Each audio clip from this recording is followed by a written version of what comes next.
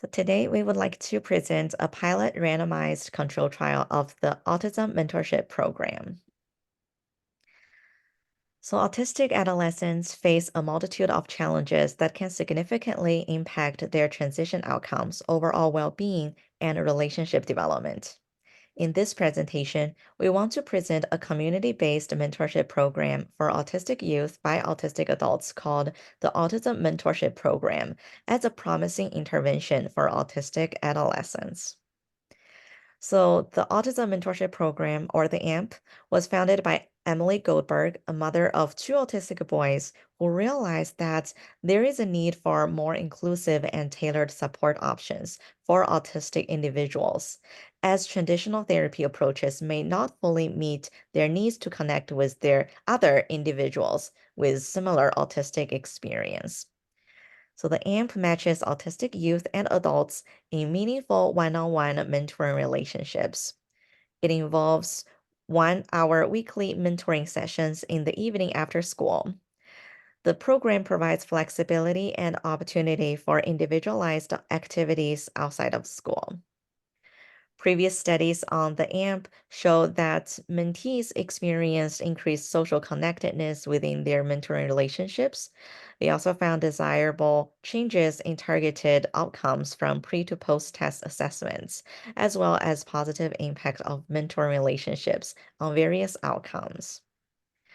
So our research questions are first, to what extent is AMP acceptable to those who participated? And second, to what extent does AMP show promise with the intended population? For our study design, out of a sample of 24 participants aged 14 to 18, 13 were randomly assigned to AMP and 11 were not. Our final sample included 12 autistic adults aged 29 to 39, matched with an autistic teen from the AMP group. Both mentees and mentors are not diagnosed with an intellectual disorder. Then our mentor and mentee matches were made based on identified characteristics that are important to the individual, their interests, and their experiences with autism.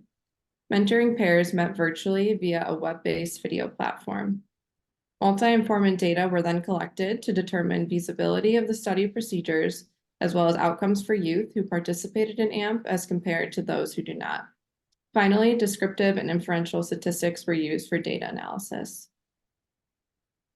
So for results, we found that AMP is proven to be feasible. We observed 100% retainment of mentors and mentees between time 1 and time 2, and AMP was implemented as planned from January 2023 to June 2023.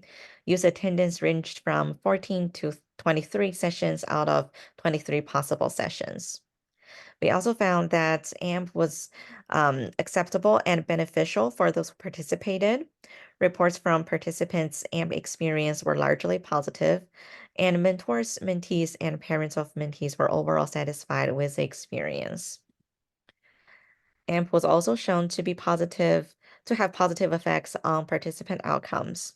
We observed the strongest effect of participation in AMP on youth satisfaction with self-esteem, perception of support from others outside of the family, and engagement. As a conclusion, AMP participants found the program to be feasible, satisfactory, and beneficial. Mentors and youth reported quality mentoring relationships, and youth felt a sense of belonging in AMP. We plan to continue programming, integrate feedback, and identify the program targets for further inquiry and testing.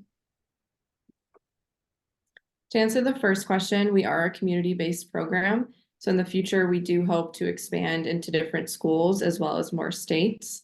And to answer the second question, some challenges we encountered were funding and sustainability. We hope to create access to all communities and to increase diversities to be representative of the state. We also hope to receive enough funding to keep the program going.